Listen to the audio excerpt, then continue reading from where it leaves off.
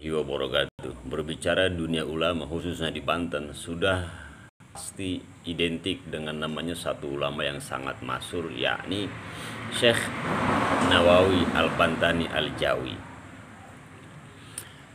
Beliau adalah sosok ulama Indonesia yang bertaraf internasional, yang menjadi imam Masjidil Haram semasa hidupnya. Ia bergelar Al-Bantani karena berasal memang dari Banten asli.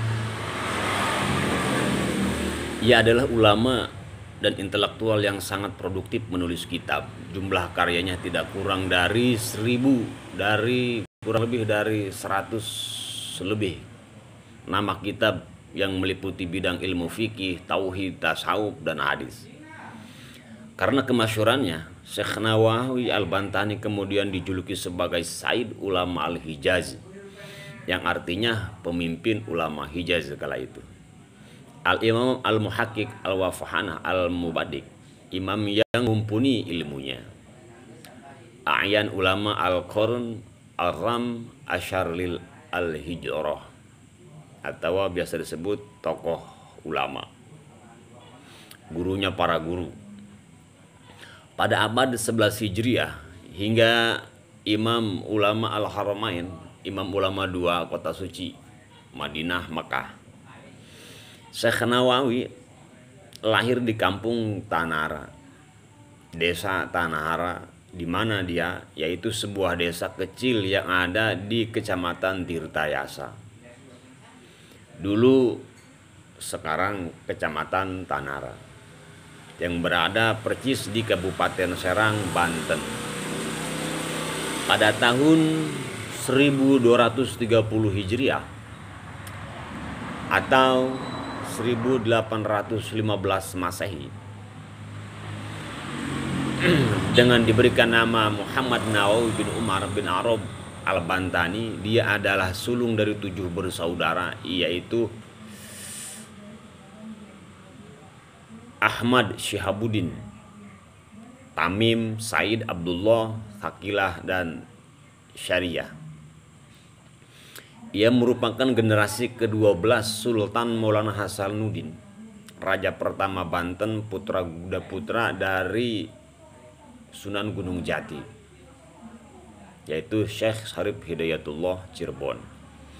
Nasabnya melalui Kesultanan Banten ini sampai kepada Rasulullah Shallallahu Alaihi Wasallam. Ayah Syekh Nawawi ini merupakan seorang ulama lokal di Banten juga, Syekh Umar bin Arab Al-Bantani, sedangkan ibunya bernama Zubaidah, seorang ibu rumah tangga biasa. Syekh Nawawi menikah dengan Nyai Nasimah, gadis asal Tanara, daerah sekitar yang berada di Serang, Banten juga. Kemudian beliau dikaruniai 3 orang anak yang bernama Nafisah, Maryam, dan Rubi'ah. Kemudian sang istri wafat mendahului di beliau. Sejak berusia 5 tahun, Syekh Nawawi sudah mulai belajar ilmu agama Islam langsung dari ayahnya, karena ayahnya juga ya memang ulama lokal di daerah setempat. Belajar agama bersama saudara-saudaranya, mempelajari tentang pengetahuan dasar bahasa Arab, fikih, tauhid, Al-Quran, dan tafsir. Pada usia 8 tahun bersama kedua adiknya, yaitu yang bernama Tamim dan Ahmad, Syekh Nawawi berguru kepada Kiai Haji Sahal, salah seorang ulama terkenal di Banten saat itu. Kemudian melanjutkan kegiatan menimba ilmu kepada Syekh Yusuf yang berada di Purwakarta. Kemudian di usia yang belum genap 15 tahun, Syekh Nawawi telah mengajar banyak orang, sampai kemudian ia mencari tempat di pinggir pantai agar lebih leluasa mengajar. Murid-muridnya yang kian bertambah banyak. Kemudian baru setelah usianya mencapai 15 tahun, Syekh Nawawi menunaikan haji dan kemudian berguru kepada sejumlah ulama-ulama yang ada di Mekah pada saat itu. Di antara guru-gurunya adalah yang pertama Syekh Umar bin Arabi Al-Bantani, ayahnya yang pertama. Kemudian Syekh Sahal Al-Bantani, Syekh Bayang Yusuf Purwakarta, Syekh Ahmad Khatib Asy-Syambasi, kemudian Syekh Ahmad Zaini Dahlan, kemudian Syekh Abdul Ghani Al-Bimawi, Syekh Yusuf Asumbula Weni, kemudian Syekh Abdul Hamid, Syekh Said Ahmad Nahrawi, Syekh Ahmad Dimyati, kemudian Syekh Muhammad Khotib Duma Al-Hambali. Sangat banyak sekali.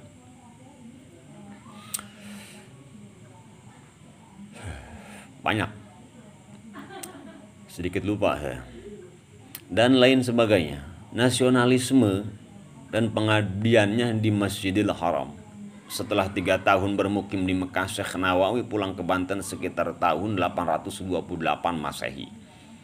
Sampai di tanah air, dia menyaksikan praktek-praktek ketidakadilan, kesewenang-wenangan dan penindasan yang dilakukan pemerintah Hindia Belanda terhadap rakyat pada kala itu. Tak ayal gelora jihad pun berkobar. Sebagai intelektual yang memiliki komitmen terhadap prinsip-prinsip keadilan dan kebenaran, Syekh Nawawi Al-Bantani ini kemudian berdakwah keliling Banten, mengorbankan perlawanan terhadap penjajah sampai pemerintahan Belanda membatasi gerak-geriknya. Seperti dilarang berkhutbah di masjid-masjid, bahkan belakangan dia dituduh sebagai pengikut Pangeran Diponegoro, yang ketika itu ya sedang mengorbankan dirinya untuk melakukan perlawanan terhadap penjajah Belanda kala itu, tepatnya tahun 1825 atau 830 Masehi, kurang lebih 5 tahun. Hingga akhirnya ia kembali ke Mekah setelah ada tekanan pengusiran dari Belanda, tepat ketika puncaknya terjadi perlawanan Pangeran Diponegoro pada tahun 1830. Begitu sampai di Mekah, dia segera kembali memperdalam ilmu agama kepada guru-gurunya.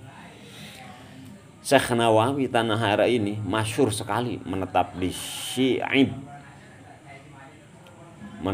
Syi'ib Ali yang berada di kota Mekah. Dia mengajar di halaman rumahnya.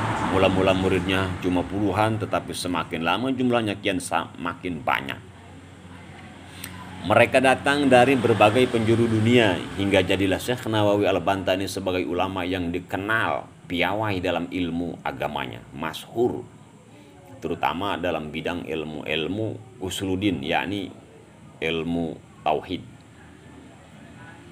ilmu fikih, ilmu tafsir, tasawuf, dan lain sebagainya.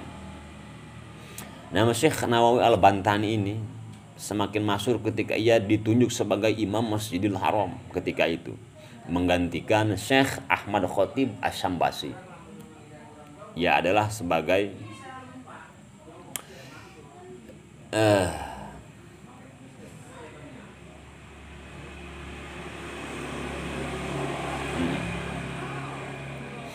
menggantikan Syekh Syambasi, Syekh Ahmad Khatib Syambasi. Iya. Atau biasa disebut dengan Syekh Ahmad Khatib Al-Minangkabawi. Tidak hanya di kota Mekah dan Madinah saja dia dikenal. Bahkan di negeri Suriah, Mesir, Turki hingga Hindustan namanya begitu sangat tenar dan masyhur ahli-ahli agama. Pemikiran penting, Syekh Nawawi ini memegang peran sentral di tengah ulama Al-Jawi. Dia menginspirasi komunitas Al-Jawi untuk lebih terlibat dalam studi Islam secara serius, tetapi juga berperan dalam mendidik sejumlah ulama pesantren terkemuka. Kemudian bagi Syekh Nawawi, masyarakat Islam di Indonesia harus dibebaskan dari belenggu kolonialisme dengan mencapai kemerdekaan ajaran-ajaran Islam dan dengan mudah dilaksanakan di Nusantara. Pemikiran ini mendorong Syekh Nawawi untuk selalu mengikuti perkembangan dan perjuangan di tanah air, yaitu dengan memberikannya nasihat-nasihat kepada murid berasal dari Indonesia, serta menyumbangkannya baik secara harta, terutama dalam masalah segi pendidikan agama. Pemikirannya untuk kemajuan masyarakat Indonesia sangat tinggi. Selain pelajaran agama, Syekh Nawawi juga mengajarkan makna kemerdekaan, anti kolonialisme dan imperialisme dengan cara yang sangat halus sehingga tidak dicirikan oleh Belanda Hindia kala itu. Mencetak kader-kader patriotik yang di kemudian hari mampu menegakkan kebenaran. Perjuangan yang dilakukan oleh Syekh Nawawi Al-Bantani ini memang tidak dalam bentuk revolusi fisik, namun lewat pendidikan dan menumbuhkan semangat kebangkitan dan jiwa nasionalisme bagi para masyarakat Nusantara kala itu. Kemudian di samping itu upaya pembinaan yang dilakukan Syekh Nawawi terhadap komunitas Al-Jawi di Mekah juga menjadi perhatian serius bagi pemerintah Belanda di Indonesia. Produktivitas komunitas Al-Jawi untuk menghasilkan alumni-alumni yang memiliki integritas keilmuan agama dan jiwa nasionalisme yang tinggi menjadi kekhawatiran tersendiri bagi Belanda kala itu. Untuk mengantisipasi ruang gerak komunitas Al-Jawi ini, maka pemerintah Belanda mengutus penasihat pemerintah, yaitu yang bernama Christian Sauck, untuk berkunjung ke Mekah pada tahun 1888 ya. Kedatangan Sauck ini bertujuan untuk meneliti lebih lanjut dan melihat secara langsung berbagai hal yang telah dilakukan oleh ulama Indonesia yang sangat masyhur ini, baik dari segi politik, keagamaan, dan lain sebagainya, yang tergabung dalam komunitas Al-Jawi kala itu. Muridnya sangat banyak sekali beliau.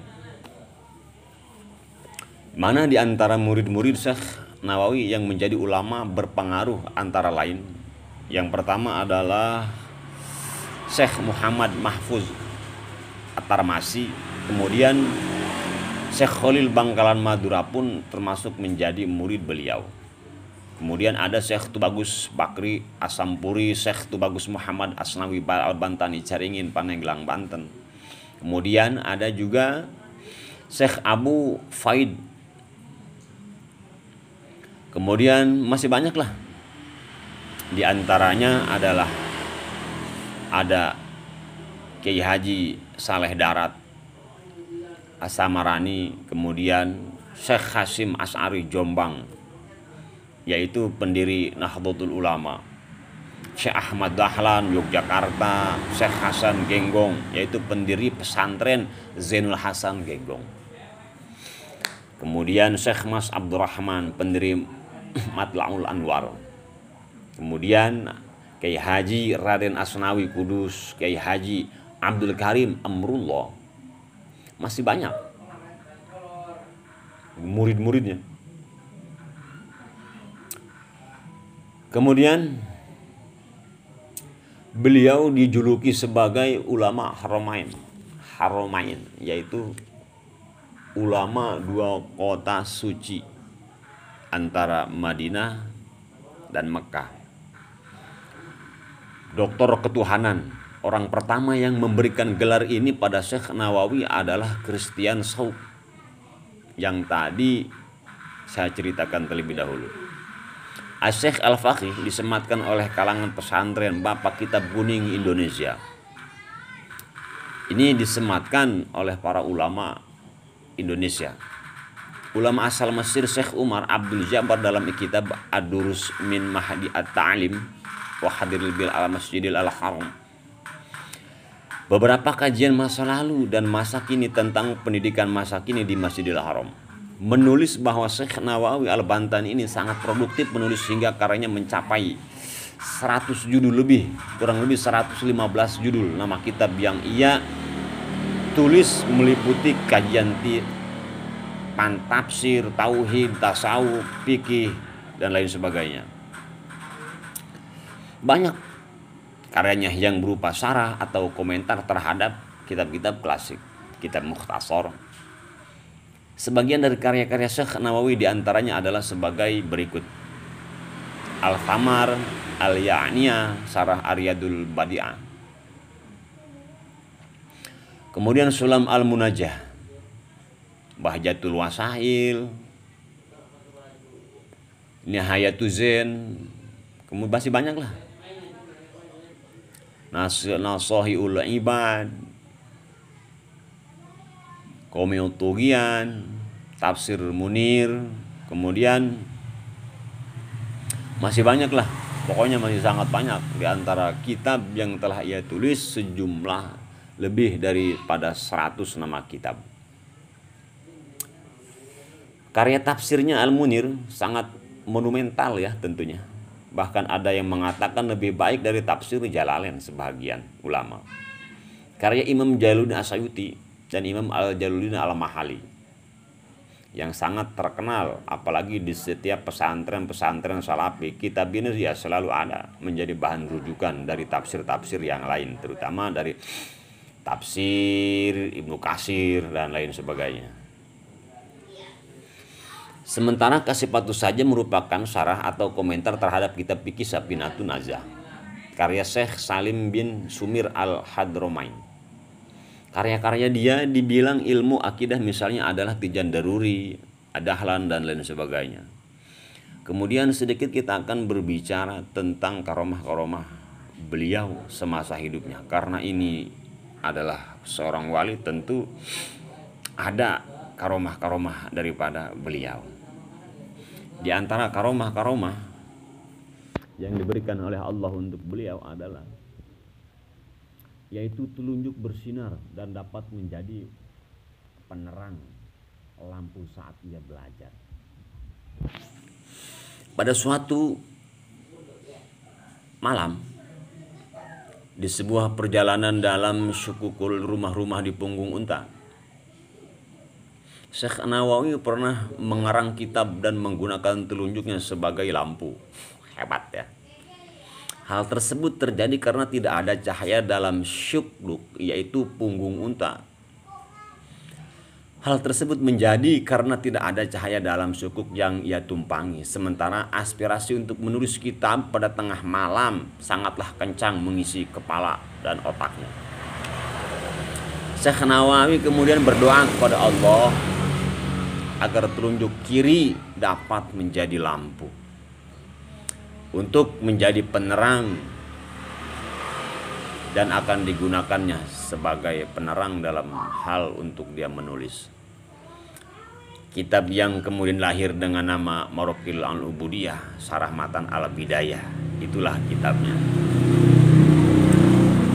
Pembuatan atau penulisan kitab itu harus dibayar dengan cacat pada jari telunjuk kiri, karena cahaya yang diberikan Allah pada telunjuk kiri ini membawa bekas yang tidak hilang pada telunjuk beliau. Luar biasa. Kemudian beliau melihat Ka'bah dari tempat yang sangat jauh. Karomah lain Syekh Nawawi juga diperlihatkan dalam saat ia mengunjungi Masjid Pekojan di daerah Jakarta. Masjid yang dibangun oleh Said Utsman bin Aqil bin Yahya Al-Alawi. Beliau adalah mufti Betawi keturunan Rasulullah Shallallahu Alaihi Wasallam. Itu ternyata memiliki kiblat yang salah ketika itu. Padahal yang menentukan kiblat bagi masjid itu adalah Said Utsman sendiri. Tak ayat saat Syekh Nawawi yang dianggapnya hanya seorang anak remaja yang dikenal menyalahkan penentuan kiblat, Said Utsman ini sangatlah terkejut. Diskusi pun terjadi pada saat itu di antara keduanya. Kemudian Said Utsman tetap berpendirian bahwa kiblat Masjid Pekojan tersebut sudah lurus menghadap Baitullah. Kemudian sementara Syekh Nawawi yang masih remaja kala itu berpendapat arah kiblat haruslah dibetulkan. Saat kesepakatan tidak bisa diraih karena masing-masing mempertahankan pendapatnya dengan keras sesuai dengan dalil, Syekh Nawawi remaja menarik baju Said Utsman dan dirapatkan tubuhnya agar bisa saling mendekat, kemudian berkata, seperti ini nih ketika Syekh Nawawi merangkul tubuh Said, dirangkul seperti ini. Wahai Said, kemarilah. Lihatlah apa yang dilihat. Itulah Ka'bah, kiblat kita. Lihat dan perhatikanlah. Kemudian Syekh Nawawi Tanahara mengucapkan, tidaklah Ka'bah itu terlihat amat jelas, sementara kiblat masjidin agak ke kiri, maka perlulah kiblatnya digeser ke kanan agar menghadap tepat mengarah kepada Ka'bah. Kemudian Sayyid Utsman termanggu. Ka'bah yang ia lihat dengan mengikuti telunjuk Syekh Nawawi, remaja yang memang terlihat jelas. Sayyid Utsman merasa takjub dan menyadari bahwa remaja yang bertubuh kecil di hadapannya ia telah dikaruniai kemuliaan, yakni sebuah karomah, yakni terbukanya nur basyariyah, yang dengan karomah itu dimanapun dia berada, Ka'bah akan tetap terlihat jelas. Subhanallah. Dengan penuh hormat, Said Utsman langsung memeluk tubuh kecil Syekh Nawawi Tanahara. Sampai saat ini Masjid Pokojan akan terlihat, yaitu kiblat yang digeser dan tidak sesuai dengan aslinya. Kemudian salah satu dari karomah beliau adalah jasadnya masih tetap utuh. Kenapa sebabnya? Karena telah menjadi kebijakan pemerintahan Arab Saudi bahwa yang telah dikubur selama setahun kuburannya harus digali. Tulang belulang si mayat kemudian diambil dan disatukan dengan tulang belulang mayat lainnya, supaya tidak banyak memakan biaya lahan maksudnya. Selanjutnya semua tulang itu dikuburkan di tempat lain di luar kota dan di lubang kubur yang dibongkar. Dibiarkan tetap terbuka hingga datang jenazah berikutnya. Terus silih berganti seperti itu. Sampai sekarang pun ya memang seperti itu. Kebijakan tersebut dijalankan tanpa pandang bulu hingga menimpa pada ulama Mekah Syekh Nawawi yang berasal dari Banten ini. Setelah kuburannya genap berusia 1 tahun, datanglah petugas dari pemerintahan kota tersebut menggali kuburannya. Tetapi apa yang terjadi adalah hal yang tak lazim. Para petugas kuburan itu tidak menemukan tulang belulang seperti biasanya. Yang mereka temukan adalah satu jasad yang masih utuh. Yang mereka temukan adalah satu jasad yang masih rapi, tidak kurang dari satu apapun, tidak lecet dan tidak ada tanda-tanda pembusukan di dalam jasadnya, seperti lazimnya jenazah pada umumnya.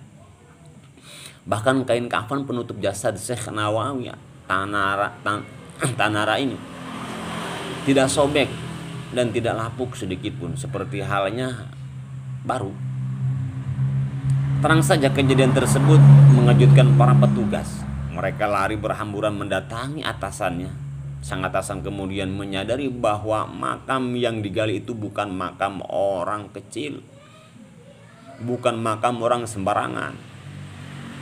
Kemudian apakah langkah yang diambil? Kemudian langkah yang diambil terhadap kejadian tersebut adalah langkah strategis, yaitu larangan dari pemerintah untuk membongkar makam Syekh Nawawi. Kemudian jasadnya lalu dikuburkan kembali pada sedia kala. Dan hingga sekarang makam Syekh Nawawi tepat berada di Ma'la, yaitu di kota Mekah. Salat di atas mulut ular besar. Karomah ini ya memang sudah masyhur di kalangan para santri dunia pesantren atau di dunia perwalian. Ceritanya suatu hari ketika dalam perjalanan Syekh Nawawi istirahat di sebuah tempat untuk kemudian sholat. Setelah ia azan ternyata tidak ada orang yang datang. Akhirnya ia qomat lalu sholat sendirian. Usai sholat Syekh Nawawi kembali melanjutkan perjalanannya. Tapi ketika menengok ke belakang, ternyata ada seekor ular raksasa yang sangat besar. Dan mulutnya sedang mengangap seperti ini. Akhirnya ia tersadar bahwa ternyata ia sholat di dalam mulut ular. Syekh Nawawi wafat di Mekah pada tanggal 25 Syawal 1432 897 tahun Masehi. Makamnya terletak di Zanatul Ma'la dan berada di kota Mekah. Makam beliau bersebelahan dengan makam anak perempuan dari Sayyidina Abu Bakar As-Siddiq, Asma binti Abu Bakar As-Siddiq. Meski wafat di Jazirah Arab, namun hingga kini setiap tahunnya selalu diadakan haul atau peringatan wafatnya Syekh Nawawi Al-Bantani ini, di mana tentunya di tanah air, khususnya di Banten, umumnya di seluruh pelosok Nusantara.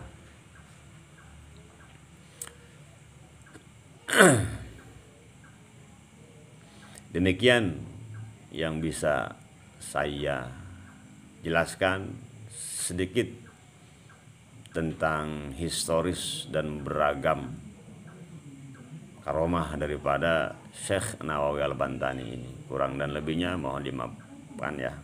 Assalamualaikum warahmatullahi wabarakatuh.